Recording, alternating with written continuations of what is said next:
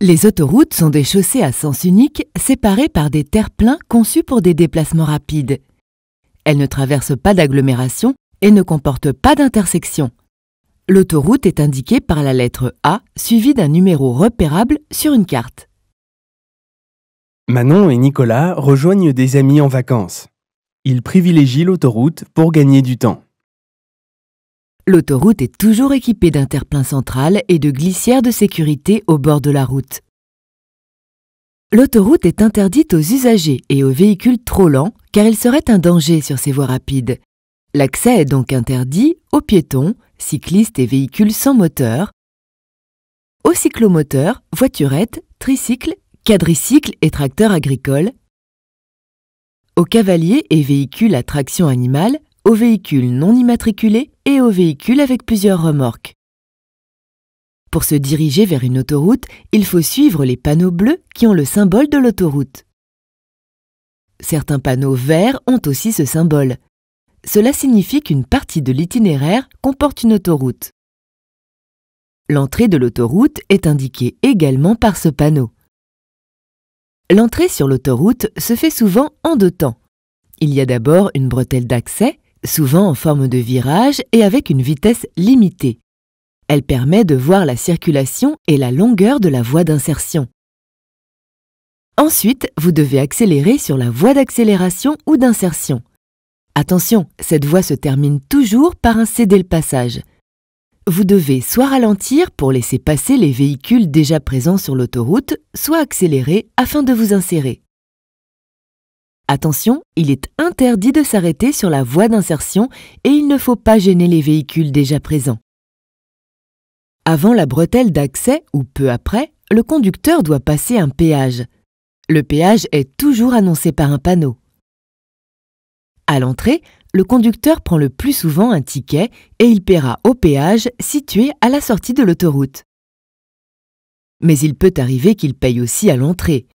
Le montant dépend de la longueur du trajet et de la catégorie du véhicule. Attention, certaines voies du péage peuvent être fermées. Dans ce cas, elles sont signalées par une croix rouge. Une flèche verte indique celles qui sont ouvertes. Le logo T orange est une voie réservée aux personnes munies du badge télépéage.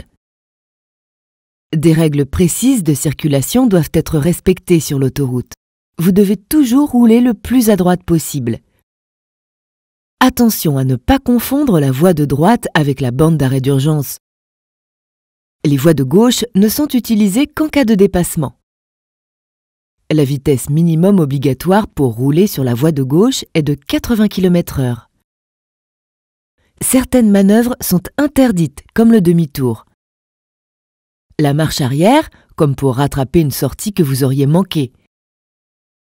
Utilisez la bande d'arrêt d'urgence pour doubler dans un embouteillage, par exemple. Traversez le terre-plein central. La limitation de vitesse sur l'autoroute par beau temps, de jour ou de nuit, est de 130 km/h. Des limitations temporaires à 110 km/h peuvent aussi apparaître. Dans les sections limitées à 130 km/h, la vitesse est limitée à 110 km/h en cas de pluie ou si le conducteur est encore en période probatoire. Si la visibilité est inférieure à 50 mètres, alors la vitesse est limitée à 50 km/h. Gardez toujours vos distances de sécurité. Il ne faut jamais s'approcher de trop près des véhicules qui sont devant vous. On ne sait jamais ce qu'il peut se passer. Laissez donc toujours 2 bandes d'arrêt d'urgence entre votre véhicule et celui qui vous précède, soit une distance de 90 mètres. Il est formellement interdit de dépasser par la droite, même dans le cas d'un usager qui s'obstine à rester sur la voie de gauche à basse allure.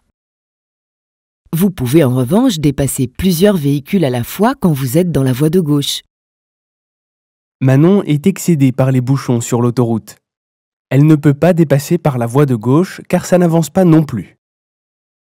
Elle décide alors d'emprunter la bande d'arrêt d'urgence pour dépasser les véhicules et sortir du bouchon car sa sortie n'est plus très loin.